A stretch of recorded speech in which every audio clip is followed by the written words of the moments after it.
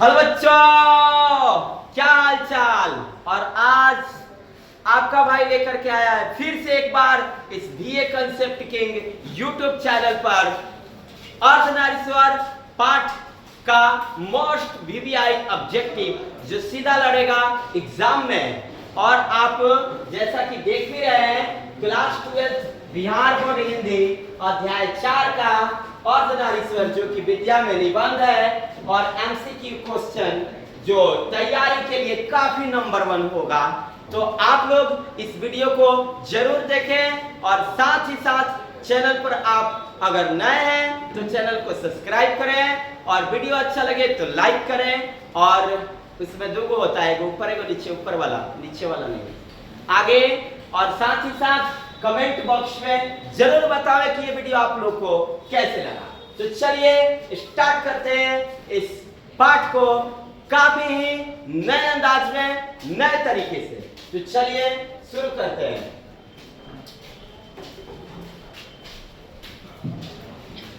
ये रहा अर्धनारीश्वर का वीवीआई एमसीक्यू।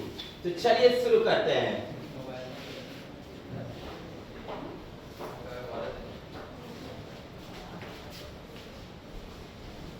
जैसा कि आप देख रहे हैं लिखा भी है कि Hindi class 12 chapter 4 objective Ardhanarishwar, आधा नारी और आधा पुरुष जिसमें नर और मादा का मिश्रण हो, शंकर और पार्वती के कल्पित रूप को अर्धनारीश्वर कहते हैं। तो चलिए स्टार्ट करते हैं क्वेश्चन नंबर 1 से। क्वेश्चन नंबर 1 क्या है तो आप देख रहे हैं क्वेश्चन नंबर 1 है, ध्यान देना सभी बच्चों को। रामधारी सिंह दिनकर की रचना कौन सी है? रामधारी सिंह दिनकर ने कौन सा पाठ लिखा है? तो आप तो जैसा कि थंबनेल पर देखे ही थे कि रामधारी सिंह दिनकर जी ने शायद उसने कहा था लिखा है या फिर जूठन या फिर तेरेच या फिर अर्धनारीश्वर। आपने क्या देखा था? यस, तो आपने जरूर देखा होगा अर्धनारीश्वर को। D for D Ardhanarishwar. और ऑप्शन नंबर क्या है? डी मतलब क्या होता है आप लोग बताओ, डॉग मत कहना लो। डी फॉर दिल मांगे मोर। चलिए क्वेश्चन नंबर 2 देखते हैं। क्वेश्चन नंबर 2 क्या है? और अर्धनारीश्वर कल्पित रूप है। अर्धनारीश्वर कल्पित रूप है। ये जो अर्धनारीश्वर है ये कल्पित रूप, कल्पित का मतलब होता है किसका किसका माना हुआ रूप है। बताइए अर्धनारीश्वर किसका किसका कल्पित रूप है, मतलब माना गया रूप है। तो option number A Shiv Parvati, Ram और सीता, राधा और कृष्ण, विष्णु और लक्ष्मी। तो इसमें आप लोगों को पता है ये राम और सीता जी को हम लोगों ने अर्धनारीश्वर के रूप में कभी देखा ही नहीं, राधा और कृष्ण जी को कभी देखा ही नहीं, विष्णु और लक्ष्मी जी को कभी देखा ही नहीं। तो होगा जी कौन जी? तो होगा आप लोगों का आंसर अर्धनारीश्वर किसका किसका कल्पित रूप है। तो option number A, option number A for आओ ना कभी हमारे गली में। शिव और पार्वती, शिव और पार्वती अर्धनारीश्वर किसका किसका कल्पित रूप है? तो शिव और पार्वती, ऑप्शन नंबर ए। चलिए देखते हैं क्वेश्चन नंबर 3 को। क्वेश्चन नंबर 3 क्या है? ध्यान देना बच्चों। युद्ध और शांति की समस्या पर लिखी गई काव्य कृति कौन है? काव्य कृति युद्ध और शांति, युद्ध और शांति, युद्ध और शांति, युद्ध और शांति पर, युद्ध और शांति की समस्या पर, युद्ध और शांति की समस्या पर लिखी गई काव्य कृति कौन सी है? युद्ध और शांति, war and peace, war and peace की प्रॉब्लम पर लिखी गई जो काव्य कृति है वो कौन सी है? नीलकुसुम, कुरुक्षेत्र, द्वंद्व गीत, रसीम रथी। ऑप्शन नंबर कौन सा होगा? नीलकुसुम या कुरुक्षेत्र या द्वंद्व गति या रसीम रथी। तो पढ़ने से ही पता चल रहा है कुरुक्षेत्र, कुरुक्षेत्र का मतलब होता है युद्ध का क्षेत्र। तो पता चल गया option number B, option number B, B for Baahubali, option number B. Question number 4 की तरफ देखते हैं। गंधारी कौन थी? गंधारी कौन थी? अच्छा, यहाँ पे एक पांडव और एक थे कौरव। यहाँ पे पांडव 5 भाई और इनमें इनकी माँ का नाम क्या था? पांडव की माँ का नाम क्या था? आप लोग बताओ। पांडव की माँ का नाम, इनके तो माँ का नाम गंधारी था। गंधारी कौरवों की माँ का नाम क्या था? गंधारी। तो इनकी माँ का नाम क्या था? कुंती। पांडवों की तरफ से कुंती और कौरवों की तरफ से गंधारी। तो ये जो पांडव कितने भाई थे? 5 भाई और कौरव इनके पटीदार थे। तो झगड़ा इन दोनों में पटीदार में हुआ था। हाँ, महाभारत मचा था, महाभारत। तो गंधारी की माँ कौन थी? गंधारी किसकी माँ थी? गंधारी किसकी माँ थी आप बताओ? कृष्ण की, अर्जुन की, बलराम की या फिर दुर्योधन की? तो गंधारी जो थी वो दुर्योधन की माँ थी। ऑप्शन नंबर ए फॉर आओ कभी बैठकर पढ़ाई मन लगाकर करते हैं। तो ऑप्शन नंबर ए दुर्योधन की माँ थी। गंधारी किनकी माँ थी? दुर्योधन की माँ। अच्छा, कृष्ण भगवान की माँ का नाम क्या था? देवकी था। और बलराम की माँ का नाम क्या था? बलराम की माँ का नाम यशोदा। आप लोग बताओ, बलराम की माँ का नाम क्या था? यशोदा। हमको लग रहा है जहां तक होगा यशोदा। अब आप लोग बताना लो क्या होगा बलराम की माँ का नाम। चलो स्टार्ट करते हैं। Question number 5। अर्धनारीश्वर शीर्षक निबंध के निबंधकार का नाम बताइए। अच्छा, अर्धनारीश्वर जो है ये कौन सी विद्या है? निबंध है। अर्धनारीश्वर कौन सी विद्या है? निबंध है। और इस पाठ के लेखक कौन है? तो रामधारी सिद्धिकर, सुमित्रानंद पंत या फिर मैथिली शरण गुप्त या फिर जगदीश चंद्र माथुर। तो आप लोगों को बताना है कि अर्धनारीश्वर पाठ के लेखक कौन है। तो अर्धनारीश्वर पाठ के लेखक कौन है? तो अर्धनारीश्वर पाठ के लेखक रामधारी से दिनकर जी हैं। ऑप्शन नंबर ए फॉर आओ ना कभी हवेली पर। आगे देखते हैं क्वेश्चन नंबर 6। क्वेश्चन नंबर 6 क्या है? रामधारी से दिनकर का जन्म कब हुआ था? ये क्वेश्चन आपको सारांश में बताया गया है। रामधारी से दिनकर का जन्म कब हुआ था? आप लोग बताओ। तो यहाँ पे देखना है रामधारी से दिनकर का जन्म कब हुआ था? रामधारी से दिनकर का जन्म कब हुआ था? यहाँ देखना है रामधारी से दिनकर का जन्म 12 सितंबर 1960, 23 सितंबर 1960, 24 सितंबर 1909, 25 सितंबर 1910। ये आप लोग को आंसर दे करके गलत किया गया है। मैं अपना टीम लोग से कहना चाहूंगा कि आप लोग आंसर ना दें, ताकि ये लोग अपने से आंसर देने की कोशिश करें लोग। ठीक है? चलो, चीटिंगबाज है लोग, ये सब लोग मेहनत नहीं करता है लोग। रामधारी से दिनकर का जन्म कब हुआ था? तो रामधारी से दिनकर का जन्म 23 सितंबर 1908। ऑप्शन नंबर बी फॉर भाभी जी घर पर है। और 7 नंबर, चलो ध्यान दो, पढ़ाई पर ध्यान दो। हमें पता है कि तुम लोग मौज कर रहे हो, पढ़ाई पर ध्यान दो, नहीं तो पीटूंगा। रामधारी से दिनकर का जन्म कहाँ हुआ था? रामधारी से दिनकर का जन्म इटारसी मध्य प्रदेश या फिर सिमरिया बेगूसराय बिहार या फिर लमही वाराणसी या फिर ढाका बंगाल। ये तो नहीं होगा, ये नहीं होगा। मध्य प्रदेश, ये रामधारी से दिनकर अपने बिहार का है ना, तो Simaria Begusarai Bihar. Option number B for Baahubali. आगे देखते हैं क्वेश्चन नंबर 8 क्या है? दिनकर जी को कौन से पुरस्कार मिला था? बताओ, दिनकर जी को कौन सा पुरस्कार मिला था? पद्मश्री या फिर ये ना पद्मश्री, पद्म भूषण।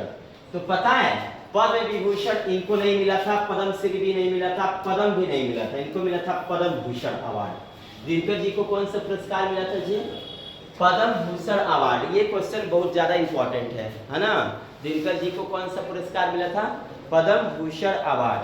अच्छा, कल वाला प्रश्न में हम देखे थे ऑब्जेक्टिव में कि यहाँ पे कुछ जिस सन का दिया था वो वाला लिखा गया था। आप लोग ना वैसा ही बनाओ लोग, ताकि बच्चों को लगे कि हाँ ये क्वेश्चन इंपॉर्टेंट है। ठीक है, चलिए देखते हैं दिनकर को कौन सा पुरस्कार मिला था। तो दिनकर को पद्म भूषण अवार्ड मिला था। क्वेश्चन नंबर 9 देखते हैं। 9 नंबर क्वेश्चन क्या है?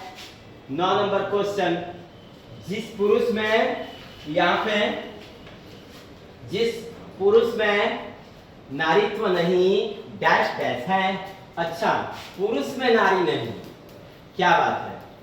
पुरुष में क्या नहीं?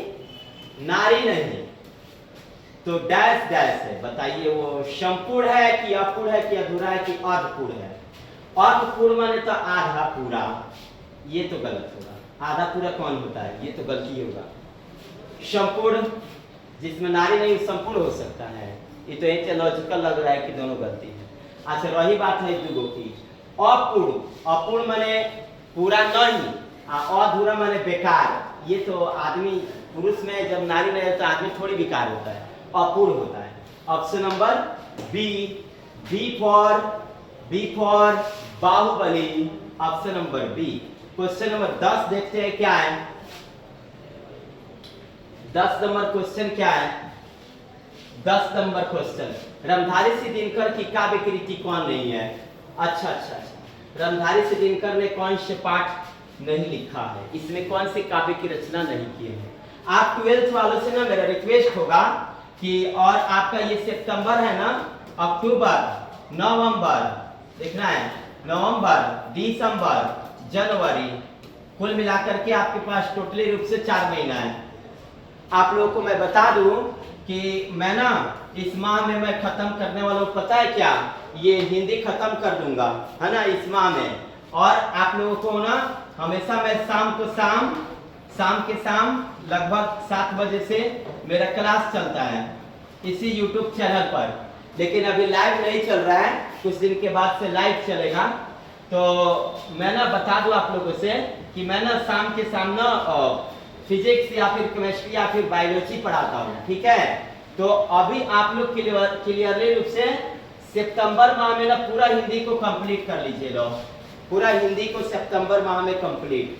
रही बात अक्टूबर, नवंबर, दिसंबर, जनवरी, तो एक विषय तो खत्म, बचा 4 विषय। हर एक विषय एक माह में खत्म हो जाएगा। सारे इंपॉर्टेंट ऑब्जेक्टिव और सारे इंपॉर्टेंट क्वेश्चन आंसर, सारे इंपॉर्टेंट फॉर्मूला और सारे इंपॉर्टेंट नोट्स काफी अच्छे ढंग से, साथ में ना मेरा हाथ से बनाया हुआ माइंड मैप काफी अच्छे तरीके से आप लोगों को मिलेगा। तो चलिए क्वेश्चन नंबर 10 देखते हैं कि 10 नंबर क्वेश्चन क्या है। 10 नंबर क्वेश्चन क्या है बच्चों? रमधारी सिंह दिनकर की काव्य कृति कौन नहीं है? तो रमधारी सिंह दिनकर की काव्य कृति कौन नहीं है? साकेत या यशोधरा, प्रणभंग, रेणुका, हुंकार, रसवंती, कुरुक्षेत्र, रसीम रची, कोमलता, कबीरस, हारे का हरि नाम, नील कुसुम, उर्वशी, परशुराम की प्रतीक्षा कौन नहीं है? बताइए। तो ऑप्शन नंबर ए साकेत यशोधरा नहीं है, बाकी ये सब है। चलिए एक बार ना इनके लेखों को पढ़ लें, ये एग्जाम की दृष्टि से काफी इंपॉर्टेंट है। चलिए, प्रणभंग रमधारी सिंह दिनकर की रचना है, रेणुका रमधारी सिंह दिनकर की रचना है, हुंकार रमधारी सिंह दिनकर की रचना है, रसवंती रमधारी सिंह दिनकर की रचना है, कुरुक्षेत्र रमधारी सिंह दिनकर की रचना है, रसीम रथे रमधारी सिंह दिनकर की रचना है, कोमलता रमधारी सिंह कोमलता और कवि रमधारी सिंह दिनकर की रचना है, हारे का हरिनाम रमधारी सिंह दिनकर की रचना है, नील कुसुम रमधारी सिंह दिनकर की रचना है, उर्वशी रमधारी सिंह दिनकर की रचना है, परशुराम की प्रतीक्षा रमधारी सिंह दिनकर की रचना है। इन्हीं रचनाओं में से एग्जाम में पूछे जाते हैं। ठीक है, प्रणभंग पूछेगा नहीं तो ये वाला कहाँ है? नील कुसुम, नहीं तो उर्वशी इंपॉर्टेंट है। उर्वशी बहुत ज्यादा इंपॉर्टेंट है, इनको शायद इस पर ज्ञानपीठ पुरस्कार भी मिला था। उर्वशी पर ना रमधारी सिंह दिनकर को ज्ञानपीठ पुरस्कार भी मिला था। ये काफी इंपॉर्टेंट है। उर्वशी, उर्वशी, प्रणभंग और कुरुक्षेत्र 3 गो है और एक हारे का हरिनाम। इस 4 गो में से कौन एक एग्जाम पेपर में आएगा फिक्स है। प्रणभंग आएगा, नहीं तो हारे का हरिनाम आएगा, नहीं तो कुरुक्षेत्र आएगा और नहीं तो उर्वशी आएगा। पक्का है कि एग्जाम में इन 4 में से कोई ना कोई एक आएगा। आगे चलते हैं। क्वेश्चन नंबर 11 क्या है? क्वेश्चन नंबर 11 देखेंगे आप लोग सभी बच्चे हैं। रंगधारी से दिनकर की गद्य कृति कौन नहीं है? अच्छा, गद्य कृति, रंगधारी से दिनकर की गद्य कृति कौन नहीं है, मतलब गद्य खंड। तो मिट्टी की ओर अर्धनारीश्वर संस्कृति के 4 अध्याय, आषाढ़ का एक दिन, काव्य की भूमिका, शुद्ध कविता की खोज, व्हाट पीपल, दिनकर की डायरी, इसमें से कौन नहीं है? रंगधारी से दिनकर की गद्य कृतियां, तो आषाढ़ का एक दिन, ऑप्शन नंबर बी। अच्छा, ये सब मिट्टी की ओर अर्धनारीश्वर संस्कृति के 4 अध्याय, ये मिट्टी की ओर किनकी गद्य कृति है? रंगधारी से दिनकर की। अर्धनारीश्वर किनकी गद्य कृति है? रंगधारी से दिनकर की। संस्कृति के 4 अध्याय किनकी कृति है? रंगधारी से दिनकर की। और काव्य की भूमिका किनकी गद्य कृति है? रंगधारी से दिनकर की। शुद्ध कविता की खोज किनकी कृति है? रंगधारी से दिनकर की। व्हाट पीपल किनकी कृति है? तो रंगधारी से दिनकर की। दिनकर की डायरी किनकी गद्य कृति है? तो रंगधारी से दिनकर की। लेकिन कौन सी गद्य कृति रंगधारी से दिनकर की नहीं है? तो आषाढ़ का एक दिन, आषाढ़ का एक दिन। चलते क्वेश्चन नंबर 12 की ओर। सभी बच्चे ध्यान से देखेंगे। क्वेश्चन नंबर 12 को, दिनकर को किस गद्य पर साहित्य अकादमी पुरस्कार मिला था?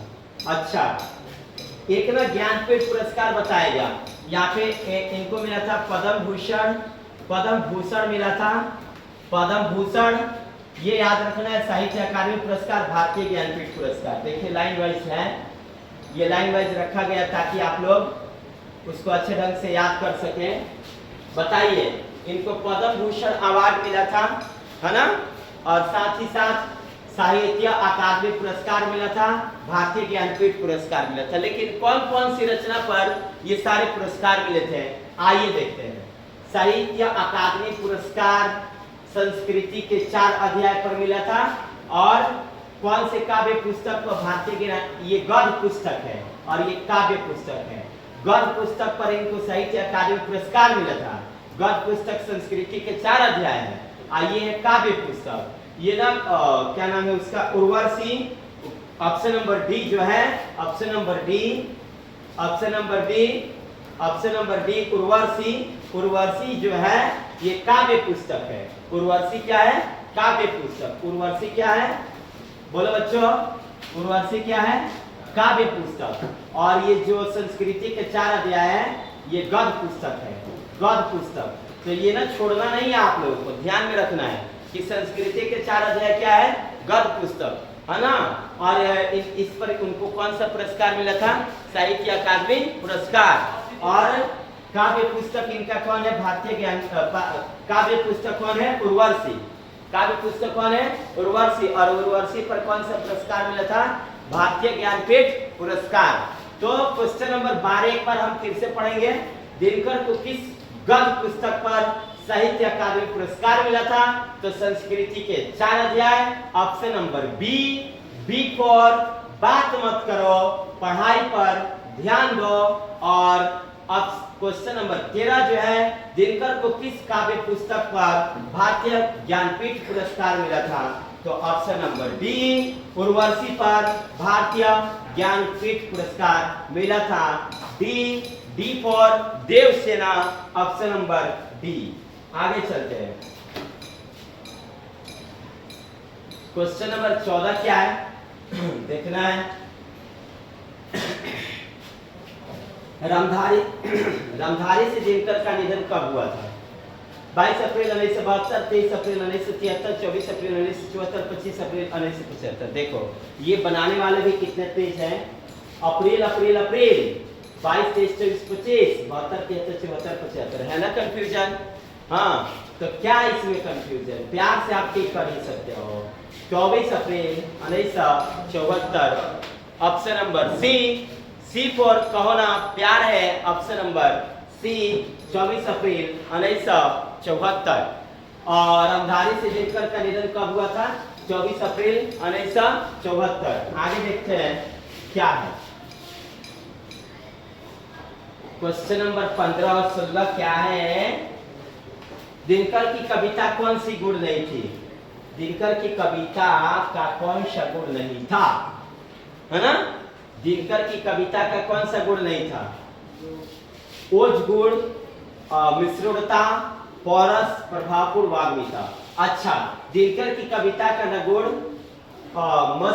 मसृणता जो है, मसृणता ये वाला नहीं था। मतलब इसमें ना काफी रस भरा प्रभावपूर्ण होता है, ओज गुण होता है, पौरस गुण होता है, लेकिन ना मसृणता जो होता है, इनके शब्दों में जो दबाव है वो काफी इंपॉर्टेंट है, लेकिन जो उच्च स्तर पर उठने वाला वो भी है, लेकिन जो कुछ शब्दों का ऐसा भावपूर्ण होता है जो मसृणता दबा देता है, वो चीजें नहीं है।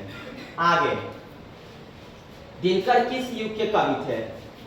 दिनकर किस युग के कवि थे? अच्छा, उसमें ना बाल कृष्ण भट्ट को क्या बताया गया था? बाल कृष्ण भट्ट को कौन सा युग के कवि बताया गया था? तो भारतेंदु युग का, है ना? और चंद्रशेखर शर्मा गुलेरी को बताया गया था द्विवेदी युग का। बाल कृष्ण भट्ट भारतेंदु युग, चंद्रशेखर शर्मा गुलेरी द्विवेदी युग। और क्या नाम था उनका? जयप्रकाश नारायण जी। वो तो खैर वो एक भाषण दिए थे संपूर्ण क्रांति का, वो तो अलग हो गया। लेकिन ना ये जो रामधारी सिद्दीकर जी हैं, ये जो है किस युग के कवि हैं? तो छाया उदोत्तर युग के कवि हैं, है ना? रामधारी सिद्दीकर किस युग के कवि हैं? छाया उदोत्तर युग का। ऑप्शन नंबर सी फॉर चलो आज हमारे गांव में मेला लगा है, वहां पे घूमा जाएगा। सी फॉर चलो हमारे गांव में आज मेला लगा है, छाया उदोत्तर युग। आगे, रामधारी सिद्दीकर छाया उदोत्तर युग के कवि हैं। रामधारी सिद्दीकर छाया उदोत्तर युग के कवि हैं। अर्धनारीश्वर का क्या अर्थ है? अर्धनारीश्वर का अर्थ क्या है? आधा, आधी नारी ये तो नहीं, पूरी नारी ये भी नहीं हो सकता, आधा पुरुष ये तो गलत है। तो ऑप्शन नंबर कौन सही है? सी फॉर कहो ना प्यार है। अर्धनारीश्वर शंकर और पार्वती का कल्पित रूप है, जिसका आधा अंग पुरुष का, आधा अंग नारी का होता है। अर्धनारीश्वर शंकर और पार्वती का कल्पित रूप है, जिसका आधा अंग पुरुष का, आधा अंग नारी का होता है। आगे, क्वेश्चन नंबर 19 क्या है? नहीं, 18 नंबर। चलिए 18 नंबर देखना है, सभी बच्चे ध्यान देंगे। नर और नारी का काम क्या है?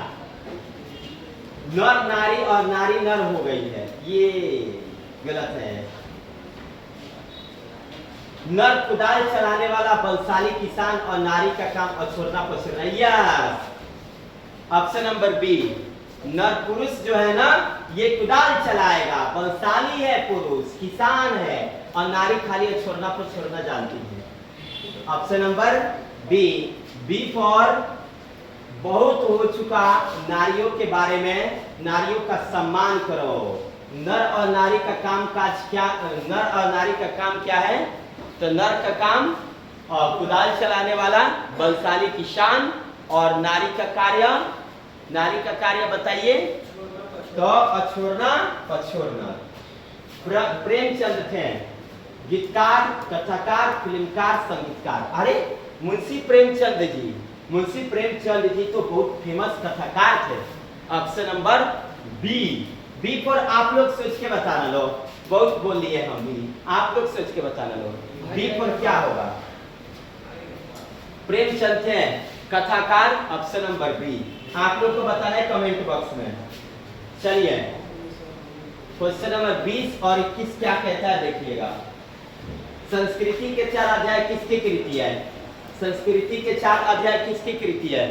संस्कृति के 4 अध्याय। अच्छा, इसके पहले बताए थे तो संस्कृति के 4 अध्याय सीताराम चतुर्वेदी, हजारी प्रसाद द्विवेदी, गुलाब दास, रामधारी सिद्दीकर, ये 3 आदमी हो ही नहीं सकते हैं, क्योंकि अर्धनारीश्वर पाठ में इन 3 आदमी का जिक्र भी नहीं किया है। उसमें एक ही आदमी का जिक्र है, रामधारी सिद्दीकर। Option number D, option number D for दिल मांगे मोर। क्वेश्चन नंबर 21, पुरुष रूप तो वृक्ष बन गया पर नारी को उसने बना दिया। अच्छा, पुरुष जो है वो वृक्ष बन गया, पुरुष क्या बन गया? वृक्ष। तो नारी को क्या बना दिया? कली? अरे यार, कली कैसे बन सकता है? कली तो फूल में होता है, आई तो वृक्ष की बात किया है। लहर, ये तो लहर तो पानी में होता है। लता या फिर छाया? अच्छा, छाया तो वृक्ष देता है, लता किस पर चढ़ता है? वृक्ष पर, है ना? यानी कि वृक्ष जो है वो क्या है? वृक्ष क्या है? पुरुष है, और इस पर चढ़ने वाली जो लताएं हैं वो कौन है? स्त्री है। तो पुरुष वृक्ष बन बैठा, स्त्रियों को क्या बना दिया? लता। Option number C. आगे चलते हैं, क्वेश्चन नंबर 4। 22 और 23 नंबर क्वेश्चन क्या कहता है? चलो बच्चों ध्यान देते हैं। 22 नंबर 23 नंबर क्वेश्चन क्या कहता है? कामिनी अपने साथ कैसी शांति लाती है? कामिनी अपने साथ कैसे शांति लाती है? उड़ती हुई, लहराती हुई, यामिनी जैसी, या छुई हुई? तो कामिनी कहने पर इसमें उजड़ी हुई, लहरती हुई, छुई हुई ऐसा तो हो ही नहीं सकता। कामिनी यामिनी, हाँ डन है ना? कामिनी यामिनी। कामिनी अपने साथ कैसे शांति लाती है? यामिनी जैसी, है ना? कामिनी अपने साथ कैसे शांति लाती है? यामिनी जैसी। कामिनी अपने साथ कैसे शांति लाती है? यामिनी जैसी। Option number C for comment box में आप लोग बताओ क्या होगा। क्वेश्चन नंबर 23, अर्धनारीश्वर किसकी रचना है? फिर से आ गया, अर्धनारीश्वर किसकी रचना है? तो अर्धनारीश्वर रामधारी सिंह दिनकर की रचना है। अर्धनारीश्वर रामधारी सिंह दिनकर की रचना है। अर्धनारीश्वर जो है वो रामधारी सिंह दिनकर की रचना है ना? आगे ऑप्शन नंबर ए फॉर आओ कभी हमारे गांव में, तुमको गांव की हरियाली दिखाते हैं। चलो 24 नंबर क्वेश्चन क्या है? कौन सी रचना बिहार से संबंधित है? अच्छा, रचनाकार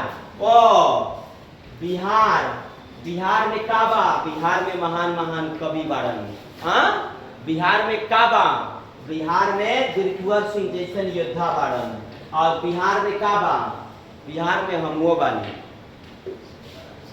तो कौन सी रचनाकार बिहार से संबंधित है?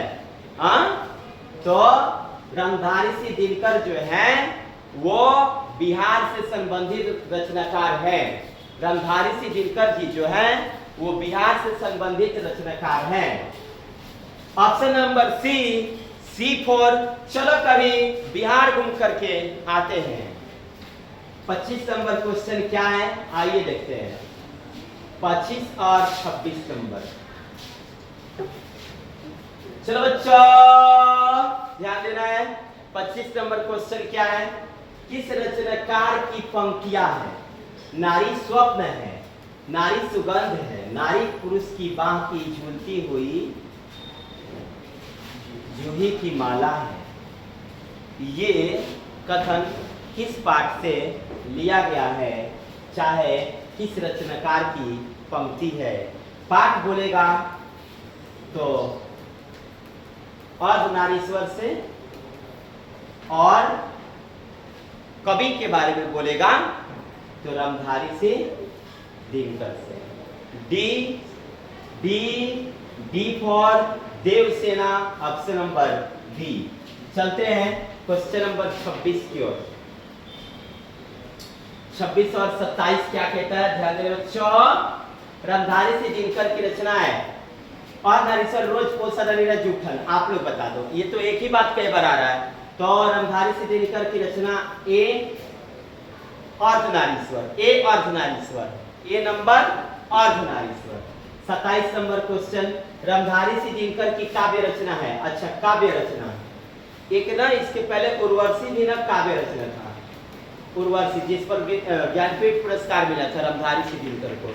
यहाँ पे उर्वशी भी रामधारी सिंह दिनकर की क्या है, काव्य रचना, जिस पर इनको क्या उनसे पुरस्कार मिला है, भारतीय ज्ञानपीठ पुरस्कार। और यहाँ पे एक और यहाँ पे लिखा है, इसमें से कोई ना कोई इसमें क्या है, काव्य रचना है, देखना है। परशुराम की प्रतीक्षा, ये तो गद्य रचना है ना भाई, शुरू में वहां पे दिया था गद्य रचना में। और अर्धनारीश्वर भी गद्य रचना है, और मिट्टी की ओर ये भी गद्य रचना है। नहीं, परशुराम की प्रतीक्षा जो है ये गद्य रचना नहीं है, और परशुराम की प्रतीक्षा काव्य रचना है। और अर्धनारीश्वर गद्य रचना, मिट्टी की ओर गद्य रचना, वट पीपल गद्य रचना, ये सारी कहानियों के रूप में प्रकाशित है। और परशुराम की प्रतीक्षा काव्य के रूप में। ऑप्शन नंबर ए। 28 नंबर क्वेश्चन देखते हैं क्या कहते हैं बच्चों। सभी बच्चे ध्यान देंगे, किस रचना पर दिनकर जी को साहित्य अकादमी पुरस्कार मिला था। आप लोग बताओ, किस रचना पर रामधारी सिंह दिनकर जी को साहित्य अकादमी पुरस्कार मिला था, कौन सी रचना पर? तो आप लोग बता सकते हो, संस्कृति के 4 अध्याय। Option number B for Baahubali. Option number B, संस्कृति के 4 अध्याय पर रामधारी सिंह दिनकर को साहित्य अकादमी पुरस्कार मिला था। आगे क्वेश्चन नंबर 29 और 30 क्या कहता है, ध्यान देना है। अर्धनारीश्वर की विद्या है, ये तो कोई भी बता सकता है। अर्धनारीश्वर की विद्या क्या है, निबंध है। अर्धनारीश्वर की विद्या क्या है, निबंध। Option number C, option number C, Ardhanarishwar की विद्या कौन सी है, निबंध। अर्धनारीश्वर की विद्या कौन सी है, अर्धनारीश्वर शीर्षक जो है कौन सी विद्या है, और इसके लेखक रामधारी सिंह दिनकर। चलो यहाँ पे ध्यान देना है। क्वेश्चन नंबर 30, पराधीनता के कारण नारी अपने अस्तित्व की अधिकरणे नहीं। क्वेश्चन थोड़ा सा मिट रहा है, इसको हम वर्ड को छोटा कर देते हैं। चलो देखना है क्वेश्चन नंबर 30 क्या कह रहा है। पराधीनता के कारण नारी अपने अस्तित्व की अधिकरणे नहीं रही। अच्छा, नारियों की बहुत ज्यादा पराधीनता हुआ, बुराई हुई, नारियों के साथ अत्याचार हुआ, नारियों को समाज में बहुत ज्यादा कलंकित किया गया। ये पंक्ति किस पाठ से ली गई है, तो जिसमें नारी के बारे में वर्णन है वो पाठ, वो सदनेरा, हंसते हुए मेरा अकेलापन, संपूर्ण क्रांति या फिर अर्धनारीश्वर, तो जिसमें नारियों की पराधीनता की बात की गई है, उस चैप्टर का नाम है Ardhanarishwar. Option number D for देखो आज किस तरह से पढ़ाई चल रहा है और स्त्रियां आगे बढ़ रही है। आगे क्वेश्चन नंबर 31-32 देखना है क्या है। रामधारी सिंह दिनकर की कौन सी रचना है, फिर से आया क्या, सदानीरा, पल्लव, रसीम रथी, कमायनी, कौन सी रचना है, रामधारी सिंह दिनकर की। तो रामधारी सिंह दिनकर की रचना वो सदानीरा तो हो ही नहीं सकता, पल्लव ये तो हम लोग पढ़े ही नहीं सब के बारे में, ये वाला वो सदानीरा नहीं पढ़े लो, सदानीरा, पल्लव भी नहीं पढ़े लो, रसीम रथी, हाँ रसीम रथी पढ़े लो, रसीम रथी ना, रसीम रथी किनकी रचना है, रामधारी सिंह दिनकर की, है ना। रामधारी सिंह दिनकर की रचना कौन सी है, Rashmirathi. Option number C. Question number 32, कौन सी कृति रामधारी सिंह दिनकर की लिखी हुई है। अच्छा, इसमें भी लिखी हुई है और इसमें भी लिखी हुई है, कौन सी रचना, दोनों में वही बात पूछा, रसीम रथी रामधारी सिंह दिनकर की, और आगे कौन सी कृति रामधारी सिंह दिनकर की लिखी हुई है। तो शुद्ध कविता की खोज, पुनर्वा, स्मृति रेखाएं, कवि, ये 3 गो नहीं है इनकी रचना। शुद्ध कविता की खोज है ऑप्शन नंबर ए, ऑप्शन नंबर ए, यहाँ पे अ लिखा है। तो शुद्ध कविता की खोज और शुद्ध कविता की खोज और रसीम रथी किनकी रचना है, तो रामधारी सिंह दिनकर की। शुद्ध कविता की खोज और रसीम रथी किनकी रचना है, रामधारी सिंह दिनकर की। आगे चलते हैं, अगला क्वेश्चन क्या है, क्वेश्चन नंबर 33 और 34 क्या कहता है, ध्यान देना है। कौन सी कृति रामधारी सिंह दिनकर की लिखी हुई नहीं है, वट पीपल लिखा हुआ है, उर्वशी भी लिखा हुआ है, काव्य की भूमिका भी लिखा हुआ है, उर्वशी पर भारतीय ज्ञानपीठ पुरस्कार भी मिला था इनको, काव्य की भूमिका व्हाट पीपल, तीनों लिखा है, साकेत नहीं लिखा हुआ है। ऑप्शन नंबर डी यानी कि द, ऑप्शन नंबर डी जो है साकेत इनकी लिखी हुई रचना नहीं है।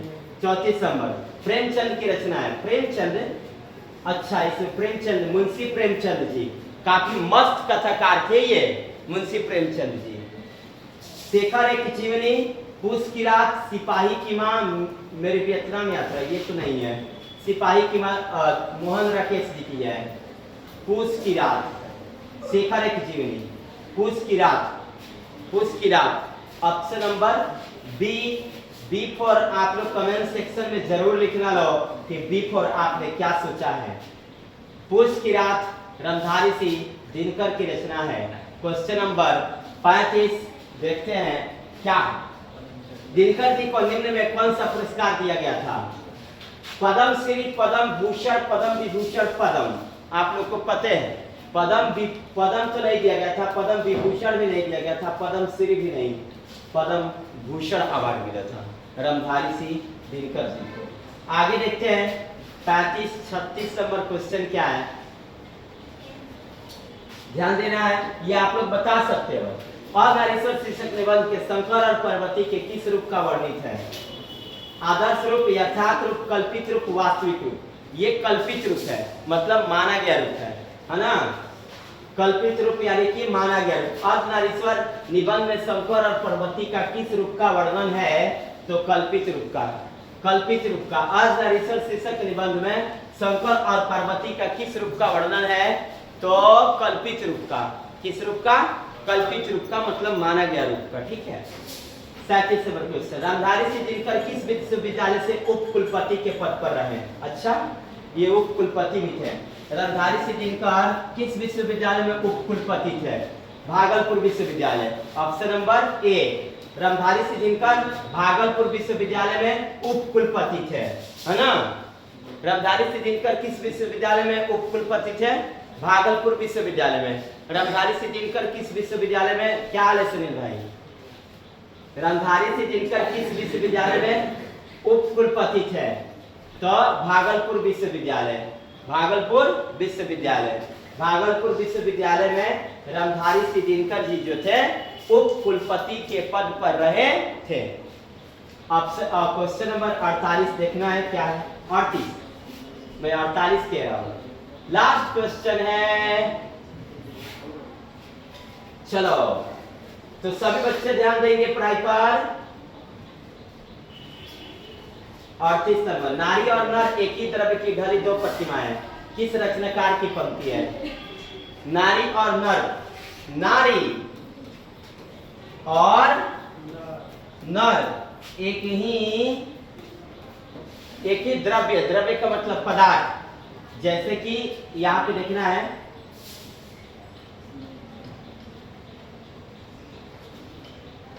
ये एक पदार्थ हो गया, इसके ऊपर के भाग नर और नीचे का भाग नारी। तो ये किस पाठ से उद्धृत है? तो चाहे किस रचनाकार ने कहा है, चाहे किस पाठ से उद्धृत है। पाठ बोलेगा तो अर्धनारीश्वर और रचनाकार बोलेगा तो रंधारी सिंह दिनकर। तो चलिए इस तरह से 38 क्वेश्चंस खत्म हुए, ये पाठ का ऑब्जेक्टिव खत्म हुआ। आशा करते हैं कि इस पाठ का ऑब्जेक्टिव आपको काफी बेहतरीन ढंग से समझ में आया होगा। अगर ये वीडियो आप लोगों को अच्छा लगा होगा तो आप लोग इस वीडियो को ज्यादा से ज्यादा मात्रा में शेयर करें, लाइक करें और कमेंट करके बताएं कि आप लोगों को ये वीडियो कैसे लगा। मिलते हैं फिर से नेक्स्ट वीडियो में। आज के लिए इतना ही काफी। जय हिंद, जय भारत।